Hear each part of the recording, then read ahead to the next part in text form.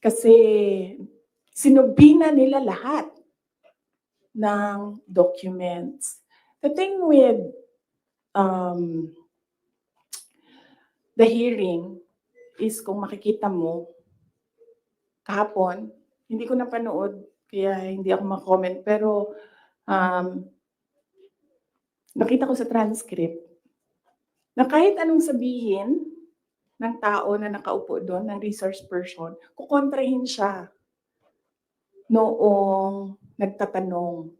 Walang tamang sagot sila tatanggapin. Kahit yung COA na mismo ang nagsabi kung ano yung trabaho niya, hindi nila tinatanggap na sagot. Kasi bakit ba? Kasi nga, sa simula, sinabi ko, gusto nila